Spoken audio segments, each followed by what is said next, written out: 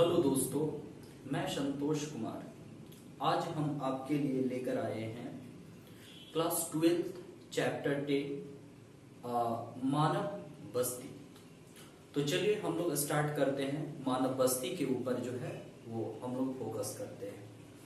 तो जैसा कि आपका जो है वो सबसे पहले हम लोग देखते हैं मानव बस्ती कहा जाता है किसे।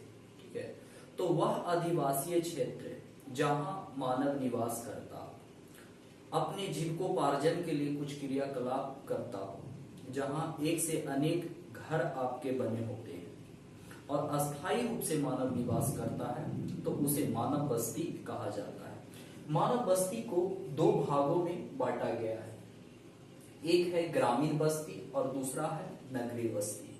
ऐसे तो अलग अलग देशों में मानव बस्ती का और ग्रामीण बस्ती और नगरीय बस्ती का पैटर्न अलग होता है, लेकिन अगर भारत के संदर्भ में बात करें तो 1991 के संदर्भ में एक रिपोर्ट जो है वो जारी किया गया था कि ग्रामीण बस्ती उसे कहा जाता है जो प्राथमिक क्रियाकलापों में 75% आबादी संलग्न होते हैं। नगर में आपका 75% आबादी गैर प्राथमिक क्रियाकलापों में संलग्न होते हैं, जैसे द्वितीयक, तृतीयक, चतुर्थ इत्यादि क्रियाकलापों में। ग्रामीण क्षेत्रों में जनसंख्या 5000 से कम होती है, जबकि नगरीय क्षेत्रों में जनसंख्या 5000 से अधिक होती है। ग्रामीण क्षेत्रों में जनसंख्या घनत्व 400 व्यक्ति प्रति वर्ग किलोमीटर से कम पाया जाता है, जबकि नगरीय क्षेत्रों में जनसंख्या का घनत्व जो है वो 400 व्यक्ति प्रति वर्ग किलोमीटर से अधिक आपका जो है वो पाया जाता है। ग्रामीण क्षेत्रों में ग्राम पंचायत और पुलिस स्टेशन होता है, जबकि नगरीय क्षेत्रों में कैंटोनमेंट एरिया होता है, सुरक्षा छावनी होता है, नगर निगम होता है। तो इस तरीका से हम लिख सकते हैं और ये इंपॉर्टेंट क्वेश्चन है बिहार बोर्ड में। ये प्रीवियस ईयर में क्वेश्चन आपका आ भी चुका है कि ग्रामीण और नगरीय बस्ती में अंतर स्पष्ट करें। चलिए ठीक है, अब उसके बाद हम लोग समझते हैं उपनगरीकरण किसे कहा जाता है। तो जब नगरों का विखंडन होता है और उससे किसी प्रदेश में जनसंख्या बसने लगता है, बस्ती का निर्माण होने लगता है, उसे उपनगर कहते हैं। जैसे गया के जस्ट बगल में अगर देखें तो बोध गया का विकास हो रहा, तो ये कल के समय में उपनगर का जो है उदाहरण देख सकते हैं। ठीक है, अब देखिए बस्ती को हम लोग जो है वो दो भागों में विभक्त करते हैं घनत्व के आधार पर। एक होता है सघन बस्ती, जहां पे घर काफी एक दूसरे के नजदीक बने रहते हैं, और दूसरा होता है बिखरी बस्ती, जहां पे जो मकान होता है वो दूर दूर बने होते हैं। तो प्राय समतल मैदानी इलाका क्षेत्र में या जहां पे आर्थिक गतिविधियां अधिक होती है, उपजाऊ मैदान का भाग होता है, तटवर्ती क्षेत्र होते हैं, तो उन प्रदेशों में सघन बस्तियां पाई जाती है। पहाड़ी, पठारी और वन वाला क्षेत्र, मरुस्थलीय प्रदेश, उन सब क्षेत्रों में बिखरी हुई आपका जो है बस्तियां पाई जाती है। उसके बाद है कि ग्रामीण बस्तियों को या तो फिर मानव बस्तियों को प्रभावित करने वाले कारक कौन कौन से होते हैं। तो चलिए मानव बस्ती के प्रभावित करने वाले जो कारक है वो ग्रामीण बस्ती के तौर पर हम लोग समझते हैं। तो पहला होता है कि वैसे प्रदेश में मानव बसना पसंद करता है जहां पे जल पूर्ति होता है। आप देखे होंगे सिंधु घाटी सभ्यता का विकास हुआ नदी घाटी के किनारे, तो जल बहुत महत्वपूर्ण होता है पीने, नहाने, सिंचाई करने। ठीक है, तो जिन प्रदेशों में जल का पूर्ति अच्छा होता है वहां पे मानव बस्ती का विकास आपका होता है। दूसरा होता है कृषि योग्य भूमि। हमारे देश की जनसंख्या जो अधिकांशतः वो कृषि पर आपका आधारित है, तो वैसे प्रदेश जो उपजाऊ भूमि है जहां कृषि का विकास किया जा सकता है, तो वैसे प्रदेश में आपका जो है कि मानव का बसाव अधिक देखने को मिलेगा।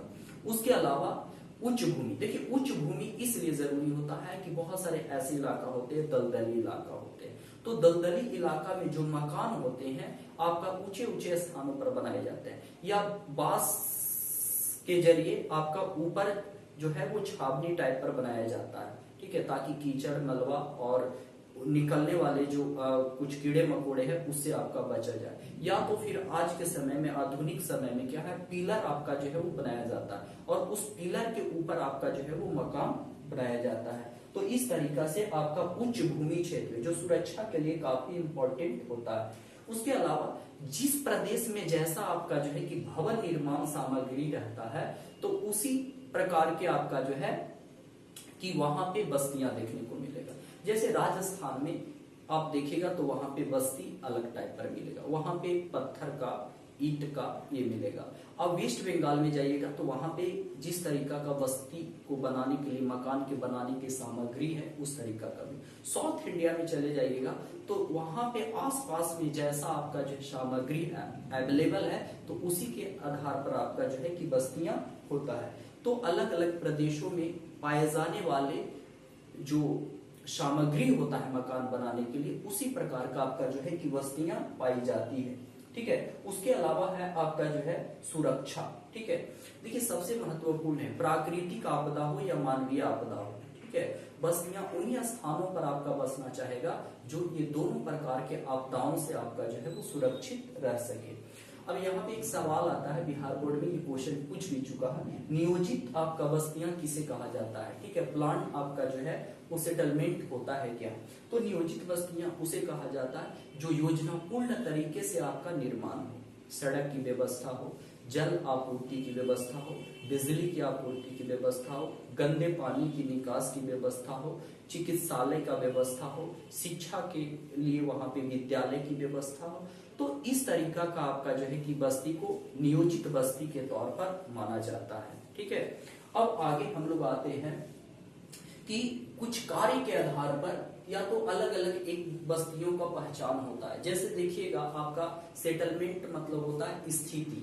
देखिएगा कि आपका पर्वतीय क्षेत्र में आपका जो है कि बस्ती है तो उसको कह देते हैं कि ये आपका जो है पर्वतीय क्षेत्र का जो है पर्वतीय वाला ये पहाड़ी बस्ती है।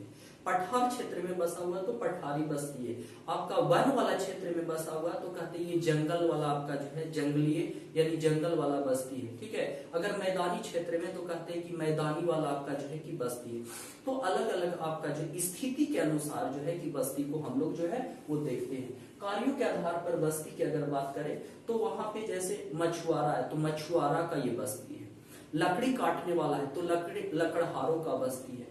वहां पे लुहार रह रहा है तो आपका जो है लुहार का ये बस्ती है। तो अलग अलग प्रकार के क्रियाकलाप करने वाले की जो है वो बस्ती, क्रियाकलापों के आधार पर भी बस्ती को हम लोग समझते हैं। उसके बाद आपका जो है कि यहाँ पे देखेंगे आकृति के आधार पर बस्ती। तो एक होता है रेखीय बस्ती। ठीक है।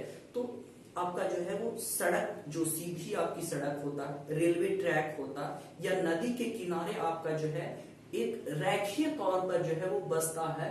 ठीक है। घर बनते चले जाते हैं, मकान बनते चले जाते हैं, तो ऐसे बस्ती को रेखीय बस्ती कहा जाता है। दूसरा होता है आयताकार आपका बस्ती। ठीक है। तो अगर हम लोग बात करें कि इधर भी आपका पहाड़ी है और बीच में आपका जो है कि क्या है, बीच में जो भाग है, जैसे इसको समझेंगे कि होता है क्या कि इधर भी आपका जो है कि पहाड़ी इलाका है और इधर भी पहाड़ी इलाका और बीच में ये गैप हो गया। ठीक है। तो ऐसे क्षेत्र में आपका जो बस्ती जो बसेगा वो आपका आयताकार बस्ती बसेगा। या तो प्राय समतल जो मैदान इलाका होता है, ठीक है, तो वहां पे आयताकार आपका जो है कि बस्ती का निर्माण होगा। या तो फिर क्या होता है कि एक सड़क आपका इधर से आ रहा है, एक सड़क आपका इधर से आ रहा है और दूसरा सड़क इधर से आपका आ रहा है, तो ये आपका ए बी सी और डी वाला जो क्षेत्र है इसमें आयताकार बस्ती का जो है वो निर्माण देखने को आपका मिल सकता है। उसके बाद होता है वृत्ताकार बस्ती। ठीक है। देखिएगा आपका किसी भी गांव के बीचों बीच में अगर मंदिर हो, तालाब हो, बागीचा हो, चारागाह हो, तो उसके चारों तरफ आपका मकान बनते चला जाएगा, तो वो आपका वृत्ताकार बस्ती का जो है वो रूप ले लेगा। उसके बाद तारे के आकार का बस्ती, जब आपका जो है कि कई एक मार्ग इधर से एक मार्ग इधर से, ठीक है, आपका एक बिंदु पर कई मार्ग आपस में एक दूसरे को काटेगा और जिसके सहारे आपका जो है कि मकान बनता है, तो ये बस्ती का जो निर्माण होता है ये तारे के आकार का जो है कि बस्ती का निर्माण होता है। ठीक है। उसके अलावा टी आकार के आपका जो है बस्ती का निर्माण, ठीक है।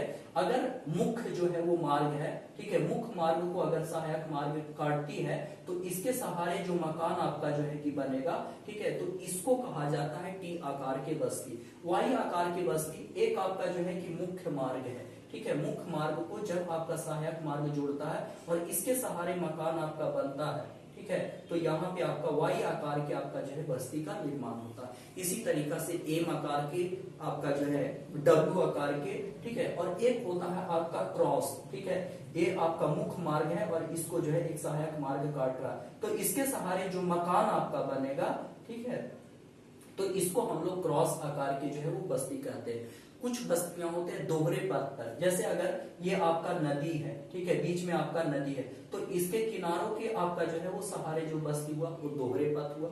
या तो एक पुल है, तो पुल के ये साइड भी आपका जो है कि मकान बना हुआ, ये साइड भी बना हुआ, तो इसको आपका दोहरे पथ का जो है वो बस्ती कहा जाता है।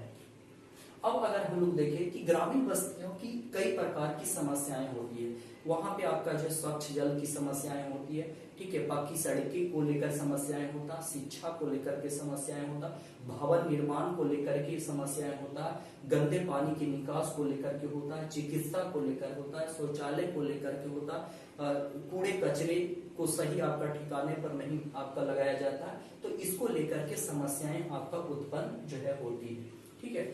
अब देखिए वैश्विक स्तर पर अगर देखिए पूरे विश्व स्तर पर, तो बस्तियों जनसंख्या के आधार पर विश्व में आपका जो है कि नगरीय बस्ती का कुछ पैटर्न दिया गया। जैसे सॉरी, जैसे अगर कोलंबिया में बात करें तो वहां पे 1500 अगर लोग किसी क्षेत्र में बसा हुआ है तो नगर कह देंगे।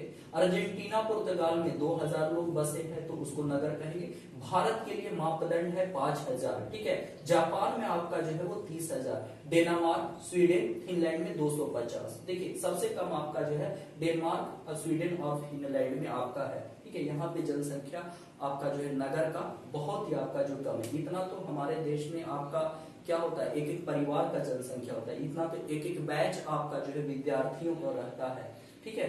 तो इस तरीका से अलग अलग देशों में इसका जो मापदंड है वो अलग अलग देखा गया। व्यवसायिक संरचना की अगर बात करें तो व्यवसायिक संरचना में आपका जो है भारत का मापदंड तैयार किया गया कि जहां पे 75% लोग जनसंख्या अगर कृषि क्षेत्र में इन्वॉल्व है तो उसको कहा जाता है ये ग्रामीण बस्ती है, और अगर 75% जनसंख्या आपका जो है गैर प्राथमिक में इन्वॉल्व है उसको कहा जाता है नगर में। यही इटली में 50% आपका जनसंख्या का स्टेमिना, लेकिन भारत में 75% आपका जो है इसका स्टेमिना बताया गया, ठीक है। अब बात करते हैं कि कार्यों के आधार पर आपका जो है नगर को कितने भागों में बांटा जाएगा। तो एक होता है प्रशासनिक नगर। प्रशासनिक नगर उसे कहा जाता है जो किसी भी देश का आपका राजधानी हो, जैसे भारत के लिए दिल्ली, जहां पे प्रशासन का कार्य आपका होता है, तो इसको प्रशासनिक नगर हम जो है वो कहेंगे, ठीक है।